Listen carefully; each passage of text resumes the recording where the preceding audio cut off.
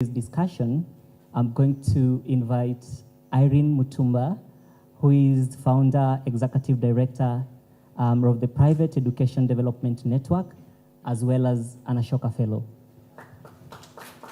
A round of applause, please. My second panelist will be Peter Clevers, who is the CEO of World Reader Kenya, World Reader East Africa.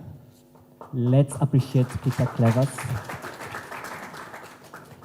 And my third panelist will be Mary Kiguru.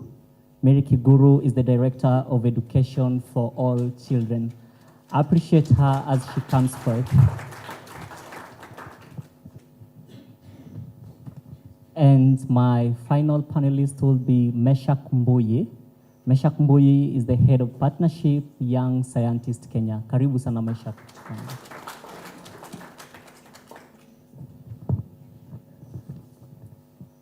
Ladies and gentlemen, welcome to the first panel session of Youth Track. It's such a privilege to be opening this session with you. And to kickstart this session, I would give 1 minute to just introduce ourselves and what we do within the organizations or in the spaces that we influence change making. Allow me to give you the mics. So I'll start with you, Meshak Mbuyi. Kindly tell us what you do in the space that you are. Nemsi. And good afternoon, everyone. My name is Meshak Mbuyi. I work as Head of Partnerships at the Young Scientists Kenya. And in that role, I'm responsible for fundraising, stakeholder or partner engagement, as well as communication. And Young Scientists Kenya is an organization that's still fairly young, formed in 2017, that tries to empower young people through STEM, that's science, technology, engineering, and mathematics. Thank you. Thank you so much, Meshak. We proceed.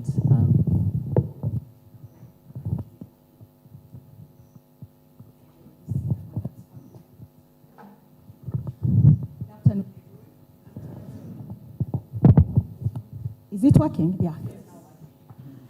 My name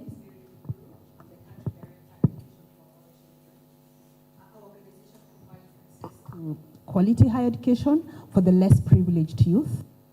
And we discovered that succeed in life. So we have a leadership and coaching program and a leadership development program that goes a long way with that. And our goal is really to link education to employment. So we have an employability program. Our leadership program focuses on the mindset change. And we focus a lot on the self-leadership, seeing yourself as a change maker, designing the future you want, and through mentorship and coaching, you develop the strategies for that particular success. So currently, we have 850 scholars that have gone through our program. We are working with at least 20 high schools. We've been working with at least 20 universities. We're using our scholars. They start with us at the age of 14, and they really don't transition out, because when they become alumni and enter the job market, they come back into the program as mentors. And so they are coaching others. They have gone through the journey. What can they be able to help? How can they help the younger ones to become change makers? So I'm excited to be in this space and to share our journey, and also to get insights on how we can improve that journey. Thank you, Meshak. Good afternoon, everybody. My name is Peter Clevers Otieno. I'm the Regional Director, World Reader. World Reader is an organization that fosters a culture of reading globally. I don't know, but we are informed by the fact that globally we conducted a research and found out that reading is already thrown to the doldrums. There is no culture of reading anymore. To the extent that if I could ask a question right now, how many have looked at their phones right now, I would find all the hands up. And if I ask the next question, how many have gone the next step to read a book, not the message? And I would have very few hands, if at all. And so we work with organizations, we work with government, we work with ministries, not just of education, but even the Ministry of Social Sciences services across the globe. We have regional offices in Kenya. We are just based here in Nairobi, which is catering for all the East African regional offices. We've been working with youth as interns. Mostly we have internship program for the youth on annual basis.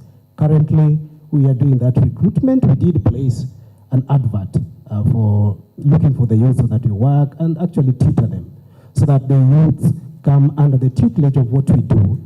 Digitally, we promote the culture of reading.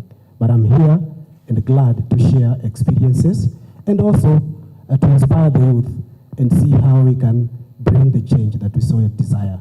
Most of my discussions will be focused around education. Thank you. Good afternoon, everyone.